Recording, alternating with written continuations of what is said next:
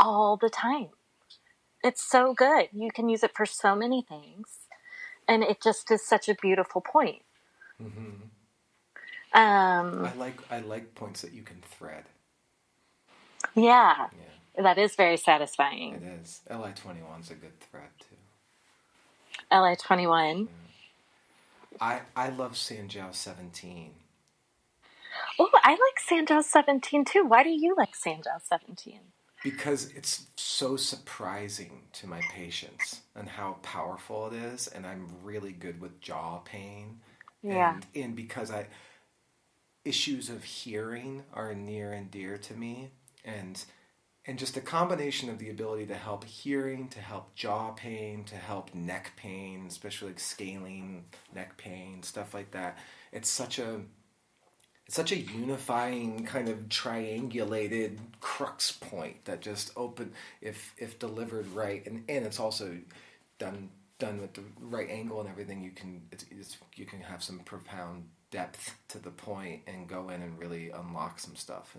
I love the Sanjiao 17 with GB2 and like Stomach 4 and like SI 18 and like that whole face opener, you know? I could feel like my face melting as you're Uh-huh. talking It's about it. It's so so good. good. It's so good. And SI 18's great, like just perpendicular and booyah, and this like the whole thing opens up. I love booyah moments. Any acupuncture point that has a booyah moment, I'm a big fan of, you know?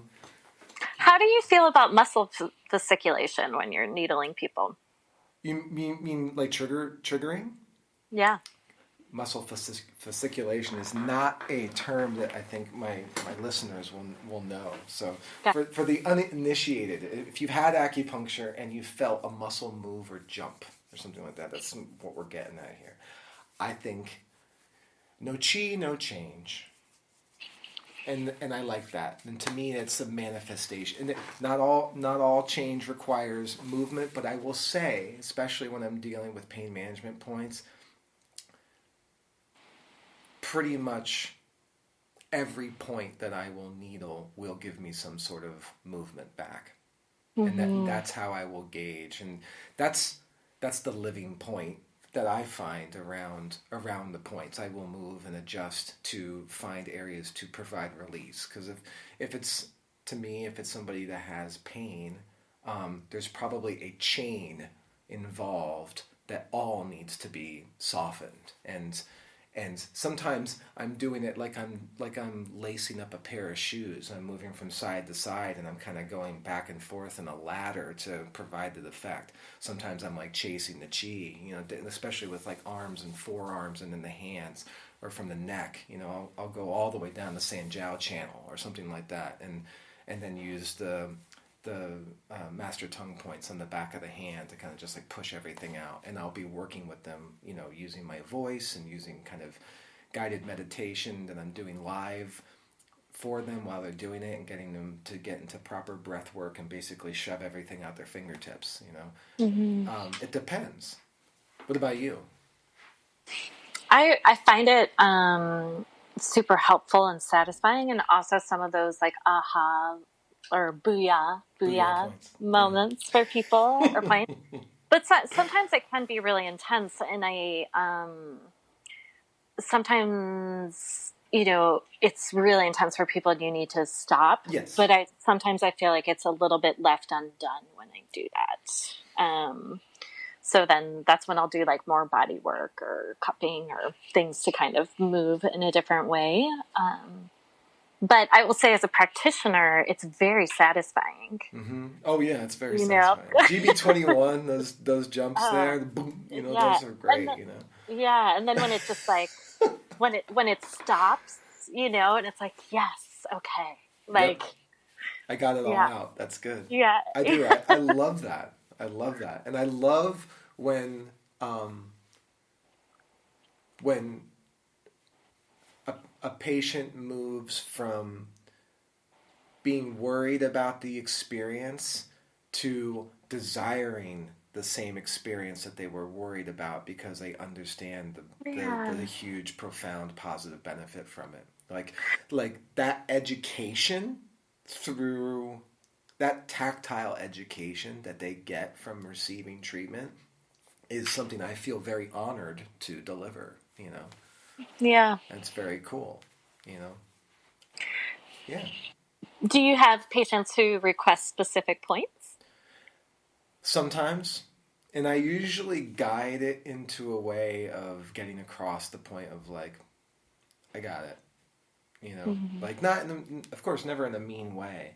And if they really want a point, that's fine. But um, yeah, it depends. You know, you sometimes you have patients that are the oh, but this too kind of experience, you know, and and sometimes that can be a little like jilting to the flow of the treatment, you know. But I sometimes I just love a patient that comes in, and so I get this a lot, especially with Asian patients. They'll just get on the table and they just trust you to do it and what's needed, you know. They're Mm-hmm. just like they're kind of the the way the the way that they respect the process is different. I wouldn't say it's necessarily better or worse. In some ways, it can be more challenging because you have to really be on your game and trusting of your diagnostic skills and stuff like that to deliver a really good treatment. And you won't get a lot of feedback. They'll get up and just be like, "Thank you very much," and leave the room, you know, and that's it. And you're wondering, did I do right by this person? You know, it's not as conversational as an American patient, right? Mm-hmm. Or a you know, someone born and raised in America. You know, Mm-hmm. it's different, especially someone who is a Caucasian, a European descent um, person receives.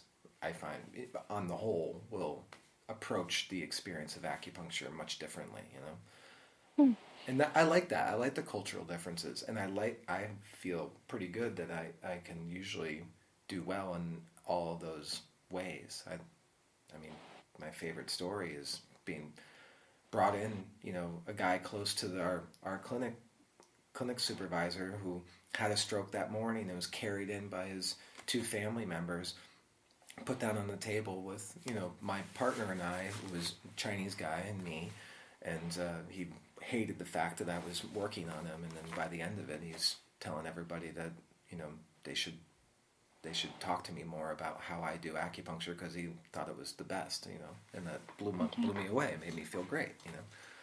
So those things are cool. I like that. Mm-hmm. Another treatment I really love is that when I learned after I went through that workplace shooting at SoCal Edison when I was working there in IT, when I was in OM school in 2011, that guy I knew came in and shot all those people and then was shot by the police and stuff. And I was, you know, for a few days there afterwards, I was driving to work, having to pull over and, you know, toss my breakfast and, you know, I remember I was sitting there trying to work, and I was like, I'm getting Bell's palsy. I can feel my whole face just starting to slide, you know. And I called up my one teacher. He just happened to live like 5 miles away. He's like, okay, every day for the next week, you know, when you're at work, come over at lunch, you know. And I came over, and he did this treatment. He's like, this is, you know, this is for um, the way he described it is he said that my shin was no longer rooted, that it was multiple Mm-hmm. layers outside my body where it should be. The way he described it is like it should wrap up and around your spine. You know, it should Mm-hmm. be that which holds you together. You know, and that it was just gone. It was completely dispersed. You know, it was probably like a metal element issue. It was just like scattered chi. You know, and and and he did That it. seems which it's like it seems like you know it wasn't safe to be in your body. Yeah, it didn't feel safe. But the Yeah. way he did it, he did, and these are longer. I think he was using like 3 cm needles at least.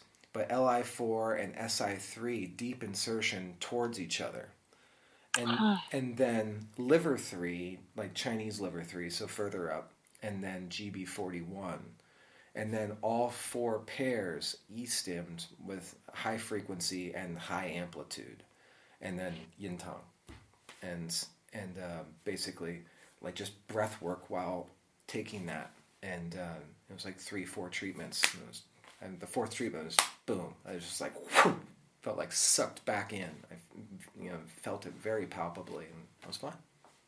It's great. Yeah. I've used Yeah. that. I've used that with many, many patients for all sorts of trauma related stuff. Sometimes along with like was that GB26 will be really Mm-hmm. good for that. Yeah, those are learning the power of because sometimes I probably wrongly or ignorantly discount some of the more esoteric uses of acupuncture. I'm a little more direct, and I but that is one that I've found very very impactful, and sometimes four needle technique, especially as I've gotten more into doing recording my meditations. I've found that Mm-hmm. I've do many treatments where I only use like 2 needles and then do Mm-hmm. meditation, and it's hugely impactful. Mm-hmm. It's changed a Mm-hmm. lot as I've gotten more into recording meditations. Mm-hmm. Huh.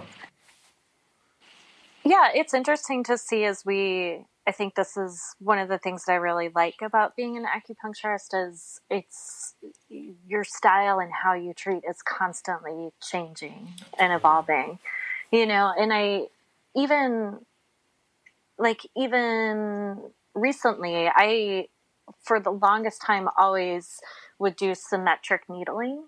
Mm-hmm. I don't know if that's a technical term, but would do the same points on both sides. Yeah. And sometimes would not do that. But probably the past like 6 months, I'm just not doing that at all.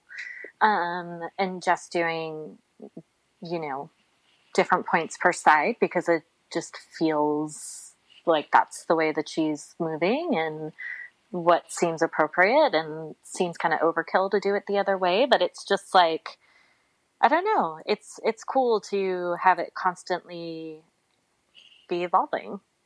That that's interesting to bring it up in that way too, because like I've definitely I think I described this to Zena at one point. It's like acupuncture to me and how it's molded for me along 10 years now that I've been needling um, is is also like my advancements playing drums. And the Mm-hmm. way I describe it is like every once in a while there's just a change and a leap. And for drumming, but there's a difference, and I'll describe it. For drumming, it's always very.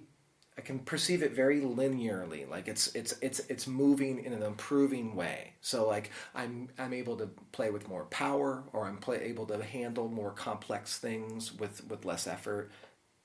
My improvisational skills get better, my meter gets better. Just some. It's all improving in a direction, and that definitely accelerated when I started touring all the time, especially when I was in shelter because I was being really grilled by Ray to improve fast, and I almost got kicked out of the band before I even got to go on the road because he's like, "You're not really cutting it," and then I had to, I did. That was fear as a motivator, and it worked very well. It worked very well. So thank you, Ray. You scared the shit out of me, and I would not be the drummer today if you didn't give me the worry of not being able to accomplish my dream. So, but with acupuncture, it's like I would say I don't feel like it's as linear. I feel like it comes out like in a scab, like a wave. Like it's like I realize. I got a good way to describe it. I think of it like I dropped a rock in a pond, and but next to the shore, so the ripples are only going from the shore outwards and spreading through the pond. And as I go further and further with acupuncture, it's like the rock that got dropped in the water becomes heavier. So that Hmm. the waves are, I notice that the waves have more to them and are propagating further and with maybe more speed and stuff and covering more area. That's the way I think about it. I like that image. Yeah, that's a cool image. That makes me think of the Sterling Inn, the pond by the beach. I'm about 10 feet to the far side of the little beach area, and there's a little area there with some rocks you can walk out into it, and I'm definitely picking up a nice big rock and dropping it right there and watching the ripples go out through the pond. Yeah. That was a great pond. We used to swim in there before we had the pool at the